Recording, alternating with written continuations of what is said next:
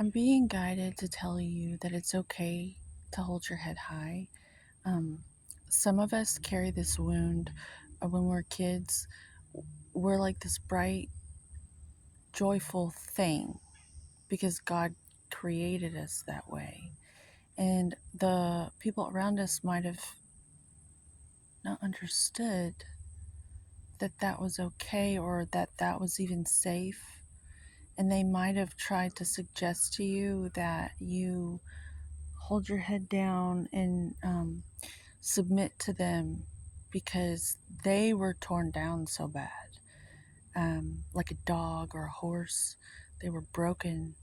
And so, you today, I'm encouraging us to help clean as an act of service because we need clean energy from all of us. And that means we have to shine our in our wealth of radiance, if that means anything. Um, there's this negative thing called arrogance that we're afraid of looking like. That is the worst pitfall. It's something I'm working on. It's very clear to me where my heart work is, what I need to do for my heart work, because we're supposed to be speaking from the heart. Um, this is in the shape of a thyroid gland. If anybody knows about the thyroid, it's the blue color though, and blue, a healthy. We're supposed to visualize a cool blue um, to help cool our communication, calm, cool, and collected emotionally, as to not excite and trigger any combative reactivity from those around us.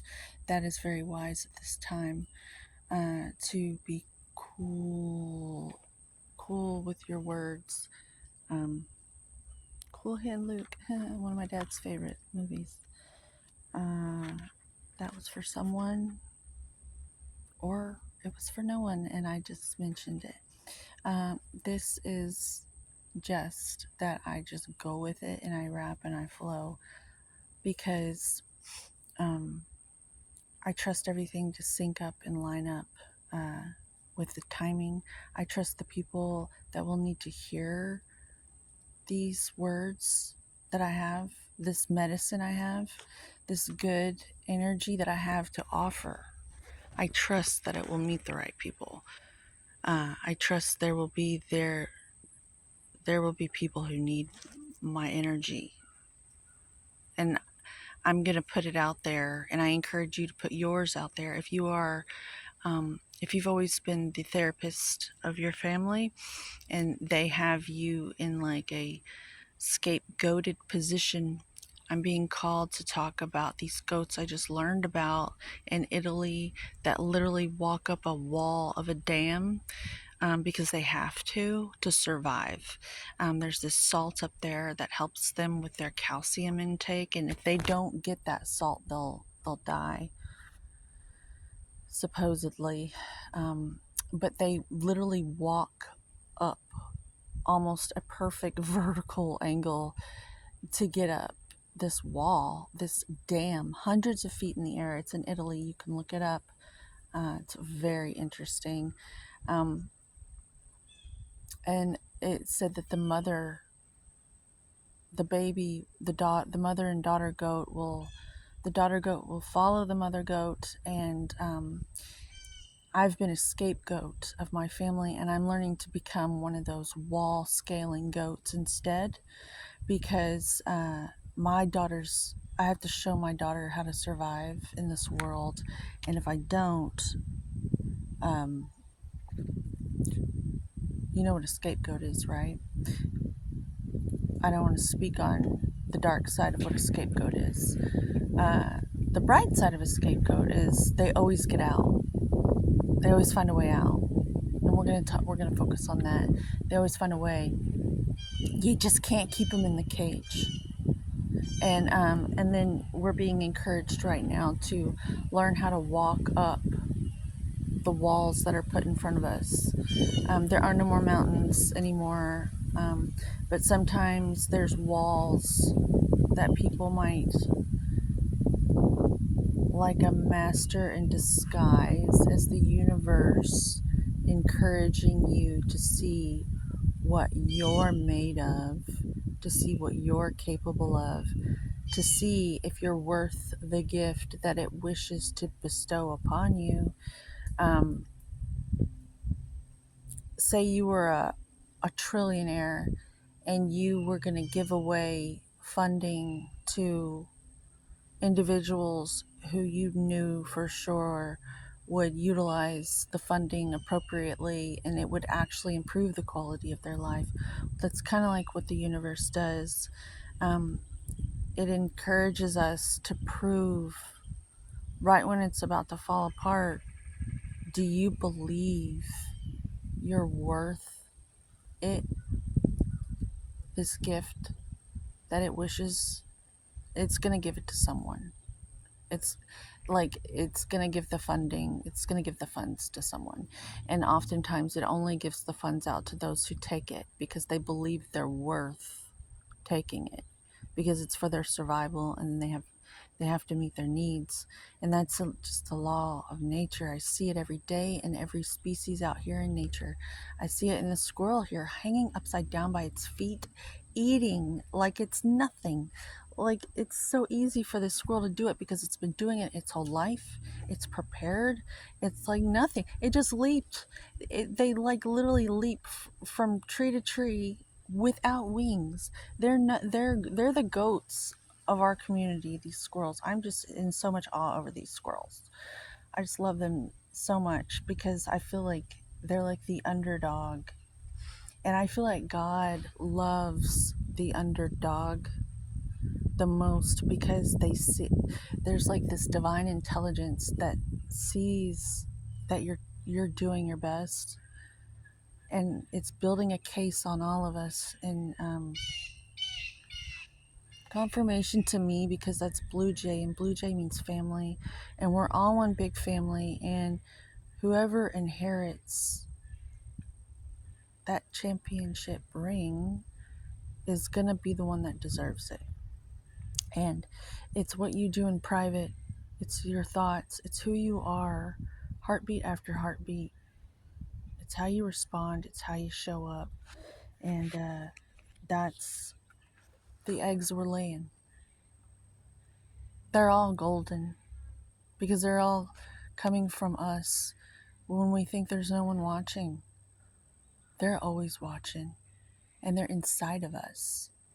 It's the divine intelligence inside of you that is God is all things, and it's you too. So we're always laying these golden eggs. Time to wake up to your power and your potential, and you can go any way you want. As Aleister Crowley said, um, do what thou will, and that shall be the whole of the law. Nothing really means anything. All that means anything is right now and what we choose to focus on. And with the attention span the way it is, I want to change the linguistics again.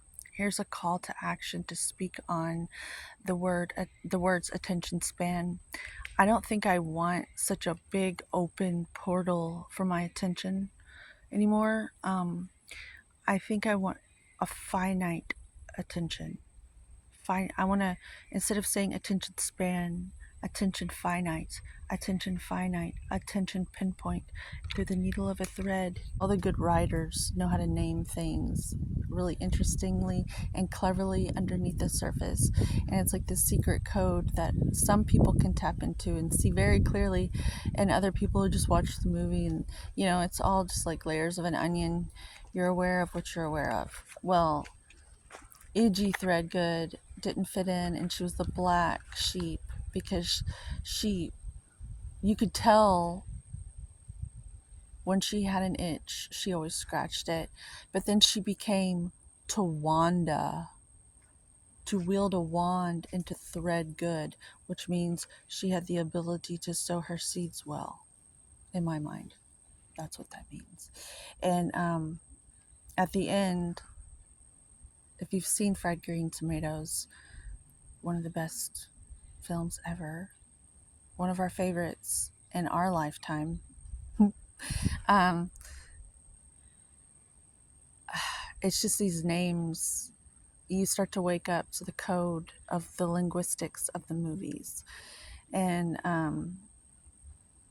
my name's Kelsey, and I have watched a lot of movies. I was a latchkey kid, and I was sat in front of a VCR because that's just what it was. But I'm focusing my attention off of all that now, and I'm waking up from it, as we all are, and we're all realizing a whole new world. And that industry is perhaps transitioning into morphing into something else. And I would encourage you to take your power back and to create your own space with joy, your own attention span. And if you're going to influence, really take time to think about it. I'm probably going to continue morphing this channel into something quite wonderful because I want to feel good about my contribution to the charity donation tray of attention span. We might not be able to give it up watching things. So if we could just sort of transition smoothly into lovely entertainment that builds each other up. And I just foresee just like this high speed perception change to where we're all like seeing content like this, and each one of us is like picking it up and like running with it, like those Olympic athletes I just saw in a short, passing the baton. Like you might get one little sentence, one little word from this video, and it'll just spark this huge thing within you, and then you create something that sparks. It's like these pistons in this engine. And I see how fast we're becoming self-aware and making improvements in the collective group, in the group species maturity consciousness. I hope this made sense. I'm just basically wrapping it out like prophetic word. They used to, in the oracles of Delphi, they used to have priests that would sit there and get all this stuff and then tell the people, because it kind of, I would imagine, was a little bit like this. And it was good stuff, but only those enlightened eyes and ears could understand how fast it was coming out of these women and men. But, traditionally it was the daughters. If you really look back, there's a wonderful woman, Sangaya. She does sound medicine. Her name escapes me right now, but I might put her name in the description below when I go home, and it just like totally is available to me. I'm gonna go pick up my daughter now. Time to be that role, the roles we play. I gotta be that wall scaling goat so we can so we can survive. It's a necessity, and God loves me. And I think it's really cool that this dam is in Italy, like near the Vatican and all that. I think it's quite interesting. Anyways, I hope this was insightful and helps someone in my human family. If not, I at least put myself out there, and it feels so good to be able to do that freely, because we do actually have freedom of speech.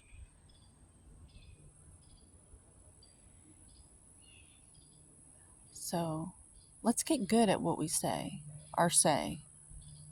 so we can, honor that gift. Happy day to you. Homeostasis to you. Homeostasis to me. The mama bear and mama goat. Ball scaling goat. This has gone on long enough. Homeostasis to you, homeostasis to me, and together we'll all have the vitality needs met. Have a good one.